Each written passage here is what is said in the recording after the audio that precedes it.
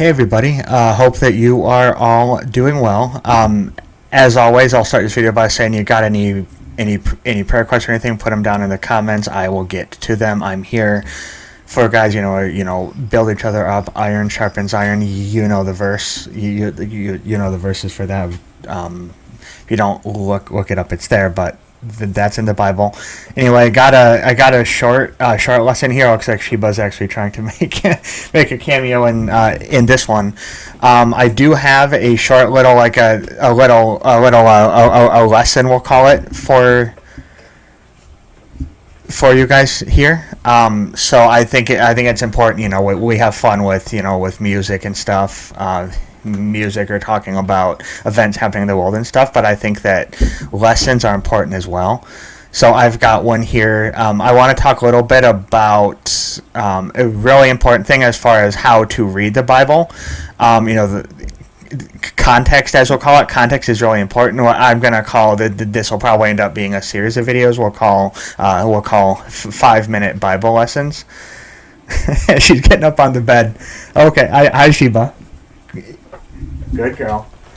But stick around, guys, until the end of the video, because I will give you a sneak peek as far as what we're going to be talking about in the next video, because the next one's going to be important. Maybe not easy to hear, but next video is going to be important. I'm still working on the notes and everything for that one. So anyway, as far as context, like when it comes to reading scripture and stuff, it is really important. I mean, obviously scripture is there. Scripture is important, but 2 Timothy, says it's for reproof and correction. We need to know the context. Context is a big word when it comes to reading scripture. Context is important. We have to read around the verses. As Christ followers, we will see the word differently than just a normal person. Well, like a non-believer, they'll see words not necessarily like what those words mean. Like the parables, Jesus wrote the parables for a reason. He wrote the parables for people to decipher, for his followers to know what he was talking about without kind of in key. So that is kind of how we need to interpret it as well, as far as what the meaning is behind how we're supposed to take it. So basically, there's a couple key points here. And then I want to look at a verse actually as well and show you a little bit of an example. So we want to read around the verse. That's one tip that I'll give, to read around the verse. Don't just read, that one verse and take it for what it is. Read there are a lot of times where if I'm not sure, I will read the entire chapter. So I'm reading before it and after it. Also, reading other translations is important. I know there's a lot of people that have issues with different translations, or they're set on one translation. But I do think that reading different translations and seeing how other things are, what the common words are and stuff, is important. Can be helpful for getting the meaning behind it. What are key words that are in each version, or each translation. What's the point that's being given here? That can give some really big insight. Also, not quite as important, but it is worth noting too that the history, the Bible has a lot of history in it, so keeping in mind that there is some stuff in the Bible that is history and not necessarily instruction for us. Also, the writer's intent, the writers wrote a lot differently back then than what they do now, and especially each of the disciples that wrote the Gospels. They wrote in very different styles, so taking that style into consideration, a lot of them didn't necessarily give all of the details, or that's why we get some details in some Gospels and different details in other ones. They'd like to tell the whole story because they wanted to give us they wanted to give us different perspectives or prove different points, and we put the whole thing together, read it all together, then we get the whole story. They're not inconsistent. They're not telling different stories. It's just different pieces of the puzzle. The verse I do want us to actually look at here to kind of prove that point.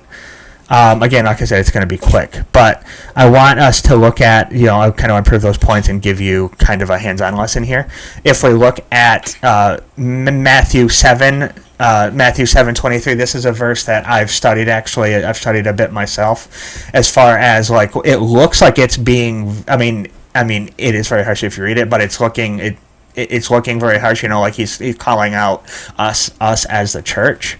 Reading into, if you just look at it, I will profess on, I never knew you'd, depart from me. Like he's saying, get away from me.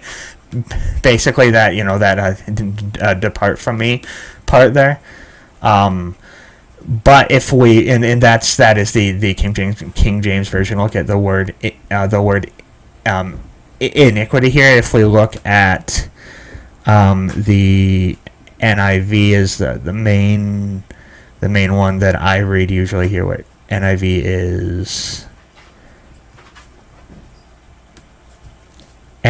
right here. That one will say, that'll say evildoers instead of iniquity. If we look at, obviously, evildoers, ne'er-do-wells, iniquity. If we look at the definition of iniquity, immoral or grossly unfair behavior.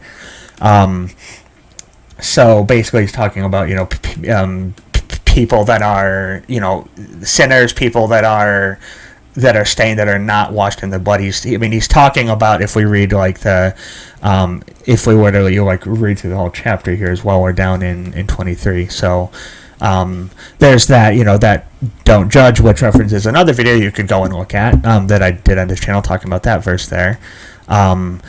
Coming down pretty hard on, if we look up here talking about, false prophets, false disciples, talking in here about, basically having your house built on a strong foundation. So looking at that, verse 23 is talking about, false disciples, or, false prophets. Basically, he's talking about, when he comes back, when he comes back and he judges everybody, he will determine who makes it into the kingdom of heaven or not, based on the fruits of the Spirit. And false disciples, false prophets are not born again. Those are the evildoers he's talking about in that verse. So that shows kind of why we need to make sure that we are reading into the context of these verses. It's important to make sure we're getting what we need to from these verses, to be, the verses that are God-breathed, to be learning what we need to be learning from them, so we can follow Jesus, more efficiently. Obviously prayer is important as well. You can read one verse, pray about it, have the Spirit show you something, read that next verse, it'll say something completely different, which I think I've said on this channel before. My men's group at church talks a lot about that. So, like I said, this is quick. If you guys like this, let me know. I will do more of these, these little 5-minute lessons. As for next week's, as for the next video,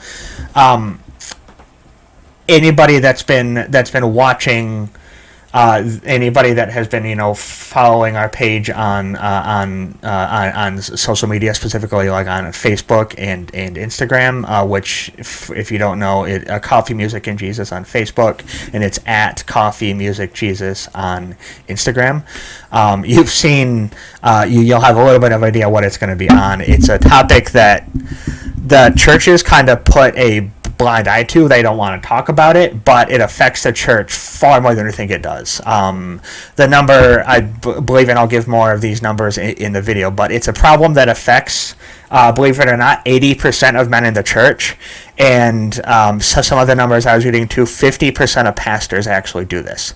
And once you hear what this is in the next video, it's eye-opening.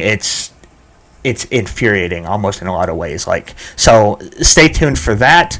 If you guys think that somebody, can learn from this will be helpful to somebody, definitely share with them. Until next time, go out, share Christ's light in the darkness of the broken world. I will see you guys next time. Have a great rest of your day, and I'll talk to you soon.